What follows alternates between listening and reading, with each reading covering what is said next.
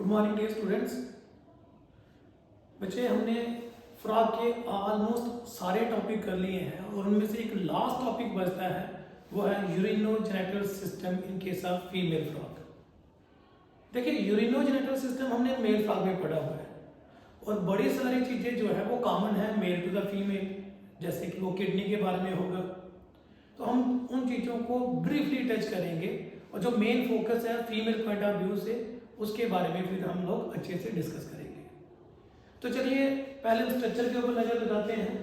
चूंकि ये urinogenital system है तो इसमें हम excretory system plus reproductive system दोनों पढ़ेंगे। क्यों पढ़ेंगे वो ऑलरेडी हमने डिस्कस किया है, लेकिन फिर भी बता देता हूँ कि यहाँ पर एक्सक्रीटरी सिस्टम और जो यूरिनरी सिस्टम है वो किसी एक्सटेंट तक आपस में मिलता जुलता है, कॉमन रोल भी प्ले कर देते हैं। लेकिन बात देने योग्य ये है कि मेल में जो हमने पढ़ा था कि किडनी के कुछ नेफ्रॉन जो है वो act as a vasa efferentia. Female के केस में किडनी किसी भी तरीके से मॉडिफाई नहीं करती फॉर द रिप्रोडक्टिव पर्पस। अगर रियलिटी में देखा जाए तो यूरिनोजेनिटल सिस्टम स्पेसिफिकली अप्लाई की जानी चाहिए इन case of male frog but not in case of female frog. Anyhow, चूंकि टॉपिक का नाम ही यूरिनोजेनिटल सिस्टम है तो हम सबसे पहले एक्सक्रीटरी सिस्टम की बात करते हैं। देखिए, हमने मेल फ्रॉग में भी ये बोला था कि kidney in case of frog जो होती है वो टैडपोल स्टेज में अलग होती है और एडल्ट में अलग होती है। क्यों? क्योंकि दोनों का लाइफस्टाइल ही अलग है। जो टैडपोल होते हैं वो पानी के बीच में रहते हैं।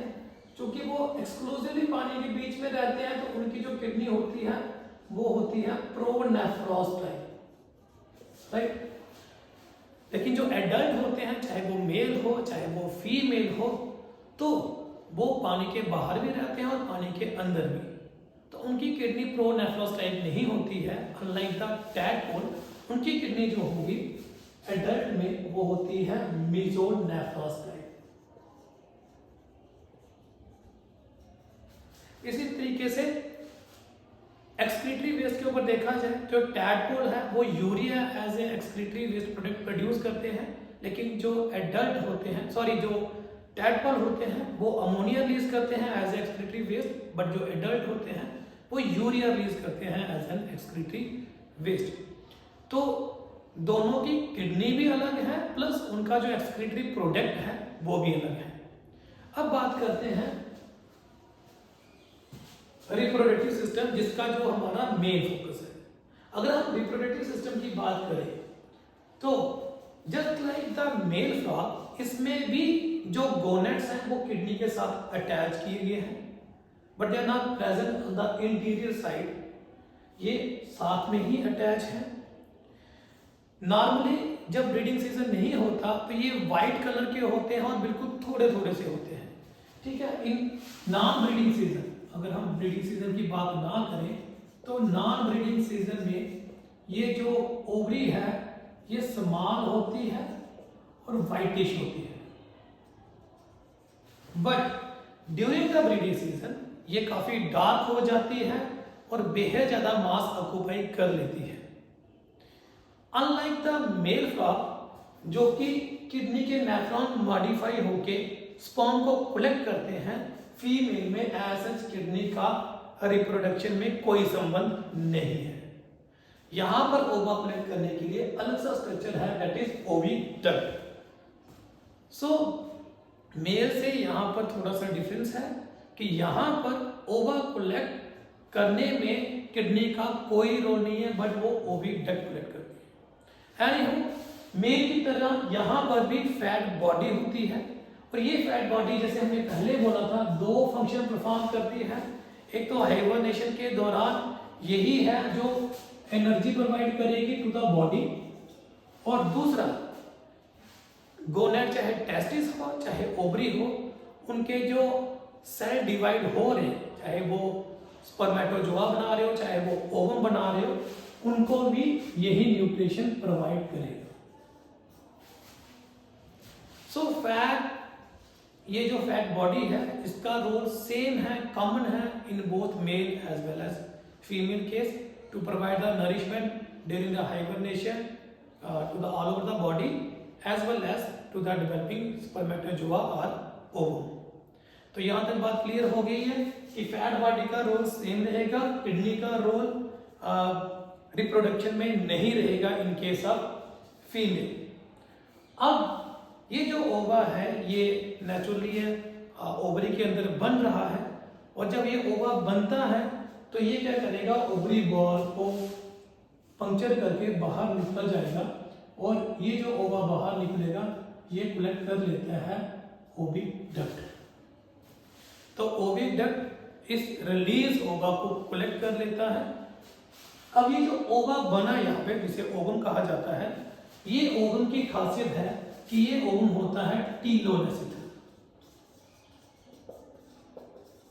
टीलोलेसिथल वो वाला ओवा होता है यहाँ पर जो एग है मतलब ओवम है उसमें बड़ा सारा योग प्रेजेंट है, बेहद ज्यादा, और वो एक एंड पे प्रेजेंट होता है।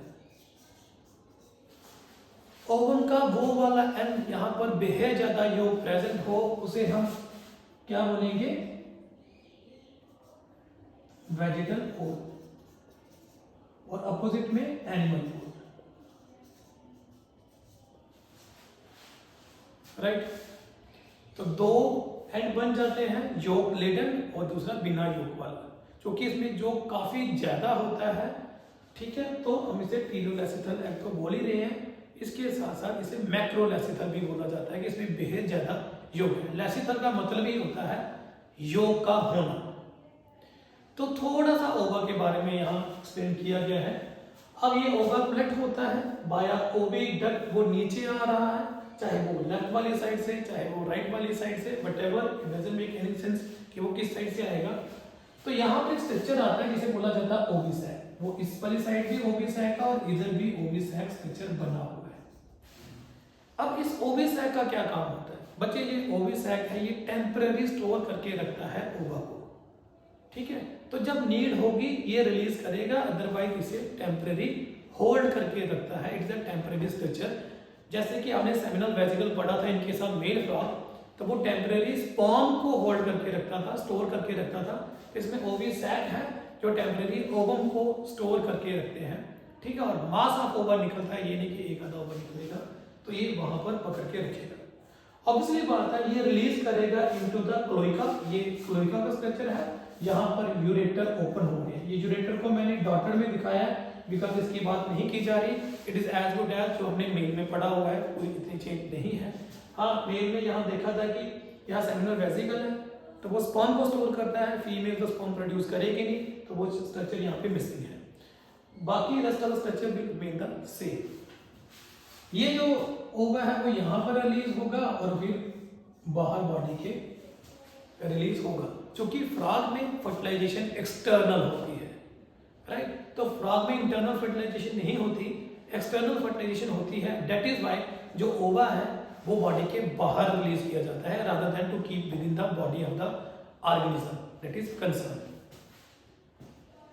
राइट। तो अभी तक हमने क्या पढ़ा, हमने पढ़ा कि ओवरी है, पेयर ओवरी है, वो सीजनल ब्रीडर होते हैं फ्रॉग, सो इसकी डेवलपमेंट भी डिपेंडिंग अपॉन द सीजन वैसे ही होगी। दूसरा, इसमें किडनी का कोई रोल नहीं होता फॉर द रिप्रोडक्टिव पर्पस। हाँ, एक इंपॉर्टेंट पॉइंट है जो बड़ा जरूरी है, वो ये कि ओवरी जो है वो बॉडी वॉल के साथ अटैच होती है प्लस किडनी, और वो जो स्ट्रक्चर है कि उसे अटैच करके रखता है उसे मीजोवेरियम कहते हैं। तो मीजोवेरियम वो वाला स्ट्रक्चर है जो ओवरी को बाउंड करके रखता है to the body wall as well as to the kidney, जो कि इंपॉर्टेंट एस्पेक्ट था यहाँ पर जो मैं कहना भूल चुका था। मेल के पार्ट से आपको पता ही है, हमने जो पढ़ा कि वो स्पर्म को रिलीज करते हैं और मास ऑफ द स्पर्म जो रिलीज किया जाता है उसे स्पर्मेटोजोआ बोलते हैं, जो कि बाहर एकदम से आएगा। अब फ्रॉग के केस में चूंकि फर्टिलाइजेशन एक्सटर्नल होती है और इनके फर्टिलाइजेशन के बाद जो एग हैच करके बनते हैं वो होते हैं टैडपोल लार्वे। वो जो टैडपोल लार्वे होते हैं दे आर एक्सक्लूसिवली एक्वेटिक, और इनिशियली वो देख के ऐसे लगता है जैसे वो फिशेस है, लेकिन वो फिशेस होती नहीं। मेटामॉर्फोसिस करके वो एडल्ट फ्रॉग बनते हैं, और मेटामॉर्फोसिस के लिए जो हार्मोन रिस्पॉन्सिबल है वो थायरॉक्सिन हार्मोन होता है, राइट। तो ये कुछ इंपॉर्टेंट टिप्स हैं concerning to the male as well as female reproductive system. तो आज जिसके ऊपर फोकस करना था वो मेनली इसके ओवरी थी, प्लस ये कुछ स्ट्रक्चर थे, ओवी डक्ट या ओवी सैक वगैरह। Rest of the structure were the same as good as we have read in case of male frog. तो अब थोड़ा सा एक कंपैरेटिव अकाउंट देख लेते हैं मेल और फीमेल का। देखिए मेल में हमने पढ़ा था कि किडनी के कुछ स्ट्रक्चर जैसे नेफ्रॉन है वो मॉडिफाई हो जाते हैं टू वासा एफरेंशिया। ठीक है, अगर मैं यहाँ पर मेल का दिखाऊं और यहाँ पर फीमेल का दिखाऊं तो किडनी रोल प्ले करती है मेल में for reproduction purpose, but female में वो कोई रोल प्ले नहीं करती है, राइट। ये तो नंबर 1 कंसर्न था। दूसरा, सेमिनल वेसिकल जो चीज है, जो स्ट्रक्चर है, वो हेल्प करता है मेल में for temporary storage of sperm, लेकिन ऐसा स्ट्रक्चर कोई भी प्रेजेंट नहीं होता इन case of female. Third, female में ओवी सैक होता है जो कि ओवा को होल्ड करता है, लेकिन मेल में ऐसा कोई स्ट्रक्चर नहीं होता।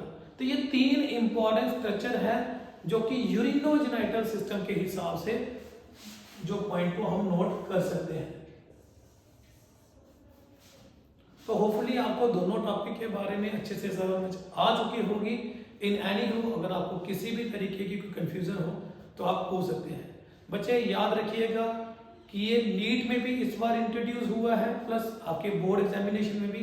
तो जैसे मैं पहले भी कहता हूँ, जो टॉपिक नए ऐड अप होते हैं उनके क्वेश्चन आने की प्रोबेबिलिटी काफ़ी ज़्यादा होती है। तो आप आराम से पढ़िए, डिस्कस कीजिए और कंपैरेटिव काउंट को देखिए, चाहे वो मार्फोलॉजी के हिसाब से है, चाहे वो यूरिनोजेनेटल सिस्टम के हिसाब से है। थैंक यू बच्चे।